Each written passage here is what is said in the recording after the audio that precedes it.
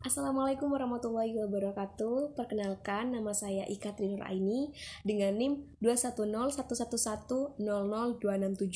Video ini dibuat untuk memenuhi penugasan dari mata kuliah Hukum Pemerintah Daerah oleh dosen pengampu Bapak Helmi Boimia. Video ini berisi tentang histori Undang-Undang 1945 Pasal 18 dari sebelum diamandemen sampai pasca diamandemen. Jadi, pasal 18 Undang-Undang 1945 adalah pasal yang mengatur tentang pemerintahan daerah yang mengalami perubahan secara signifikan sebelum dan setelah amandemen. Bahkan dilakukan penambahan pasal setelah dilakukan amandemen tersebut.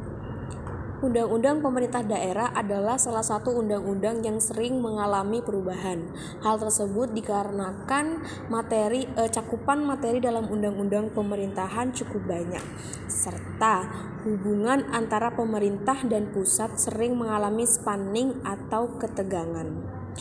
Serta banyak pula yang mengajukan judicial review.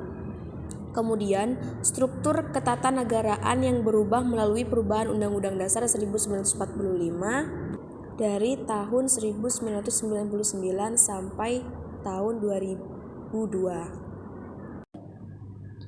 Perubahan tersebut secara keseluruhan teramandemen sebanyak 3 kali, yaitu pertama melalui Undang-Undang Nomor 22 Tahun 1999 atau disingkat Undang-Undang UU Pemda 1999. Kemudian yang kedua, Undang-Undang Nomor 32 Tahun 2004 atau disingkat UU Pemda 2004. Dan yang terakhir melalui Undang-Undang Nomor 23 Tahun 2014 atau UU Pemda tahun 2014.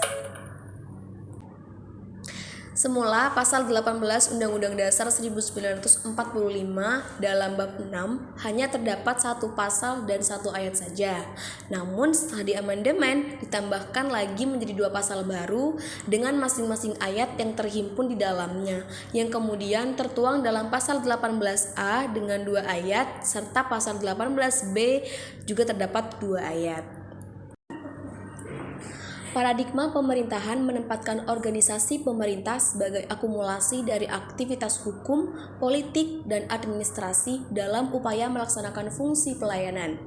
Dalam realitas tersebut, pemerintah menjadi pihak yang paling dituntut untuk meningkatkan kemampuannya dalam merespons dinamika politik, sosial, dan ekonomi pada berbagai tingkatan.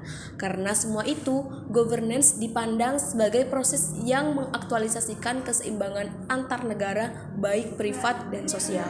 Mungkin itu yang dapat saya sampaikan. Terima kasih. Wassalamualaikum warahmatullahi wabarakatuh.